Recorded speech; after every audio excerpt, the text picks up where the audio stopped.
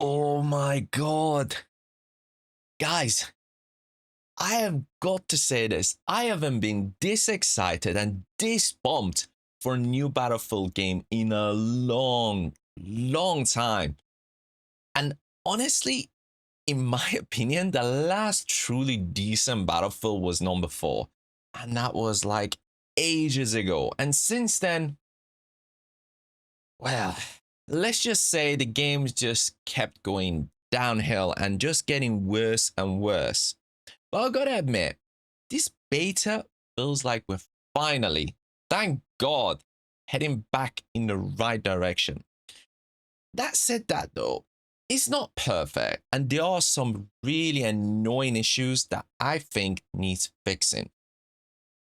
My name is Arya, and these are my quick thoughts on Battlefield 6 multiplayer beta.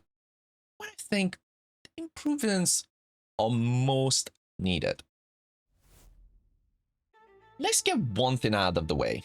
I've heard some people criticizing the game for going with more flat colors, less saturations, and looking more like Battlefield 3 instead of Battlefield 1 or 5. And some people even calling it a downgrade. And I'm like, honestly, Battlefield 1 and 5? Oh, God. I'm just glad they did it. Let's just say one thing clear. War zones aren't colorful. They don't look like Marvel movie sets. And I'm just so happy the game finally feels like a true Battlefield again. Those days of the series trying to look like every other popular shooter feels like they are gone. And that is awesome. Thank you, EA. And that kind of ties right into another big thing for me. The return of class-based systems. Thank you, guys. The heart and soul of Battlefield is back. Assault, Engineer, Support, Recon, and each one really, and I mean really matters. Every class feels like it got a purpose, and when that clicks, it just brings back that old school Battlefield magic. You know, with calling, oh, can you go and take out the tank as an engineer? Can you go up that hill as a recon? Position yourself, take out the guys. Can you heal up those guys down there? Fantastic. And with the gunplay and movement, again, magic is back. Brilliant. Straight up reminds me of the Battlefield 4 days, which were amazing. Ton of memories. But not everything, guys. Let's just make things clear. Not everything was perfect. Hit registration for me was all over the place at times. I'd be shooting and getting hit markers, and yet the guy just wouldn't go down. Then I will be getting killed instantly when I'm behind the cover and the shot was at the body, because, well, the desk cam shows you where you got shot from, and it just kind of raises that question of like, and add to that the shotgun problem. Those things are just nuts. Barely any spreads, and on their kind of a close quarter maps, the one-shot kill distance is ridiculous. I was literally one-tapping people across an alleyway, and fun when you're the one doing it, but just completely broken. I felt dirty using them, frankly. And map-wise, I would say we actually got a pretty generous lineup for a beta, with Siege of Cairo, Iberian Offensive, Liberation Peak, Empire State added at the end. All unique, all fun in their own kind of way, and thank God destruction is properly back as well. Buildings collapsing, covers blowing up. Mid-fight is chaotic, is intense, and is epic, is awesome. Thank you, guys. Thank you. And the fact is not, you know, based on an event, it is incredible, guys. We are back to the good old days.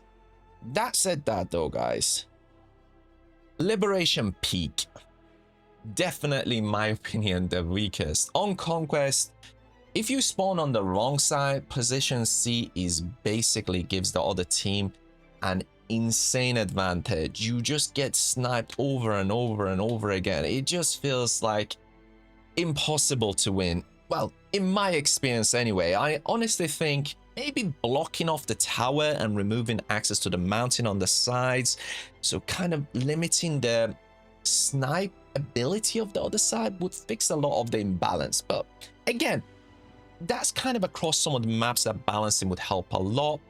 Vehicles are back as well with a bang, and I mean literally, and that's because of the destructible environment. They add a lot of flavor to the game that's unique to it, but they're also not unstoppable, and that's thanks to the classes with engineers and rockets, with recons running around with C4s. There are so many things that kind of back and forth there, and honestly, that's what makes Battlefield fun. And it kind of complements the teamwork that I mentioned earlier, where you kind of got to work with each other to kind of get everything done properly, where some of the recent Battlefields just didn't have that. Having said that though, with all the stuff that I mentioned, one of the biggest issues that I had was matchmaking. And I sincerely hope that is fixed before the game comes out, because Battlefield was about the moments for me with those tight conquest games that we were down to the last 20 tickets. But in the beta, it almost was always a stomp. Either my team got crushed or we were crushing the opposition, with the matches ending up with hundreds of points in differences, and it just kind of killed the tension a bit. So I hope they figure out a way to balance it, you know, by the time the game finally comes out. Again, they're kind of a more smaller game map space, and smaller games didn't feel as much like that. But again, I think there are improvements to be made there. And performance-wise, I would say it ran pretty smoothly for me, even though I was streaming at times at the same time. The only personal issue that I had in the first couple of days, trying to find games with the friends. I would load into a game and they were still kind of in a menu, even though we're in a party. By the kind of the last few days, that was kind of ironed out a little bit, but still happened every once in a while. So fingers crossed, when the game fully launches, that is also ironed out. But overall, this beta has me hyped. Oh my god. Honestly, this feels like it could be the go-to shooter of the year.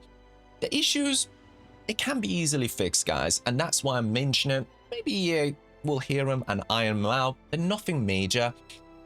And if the DICE, you know, if DICE really listens, this could be one of the best Battlefields I have ever played, and I cannot wait. And if you're out, you know, after like an epic, just this mind bending, just incredible shooting moments, this is the game that you should be aiming for. So if you're as pumped for Battlefield 6 as I am, and this video has somewhat helped, hit that like button right now and share your thoughts and impressions down in the comment below. I would love to hear from you. And of course, don't forget to subscribe for more reviews, impressions, and live gameplays.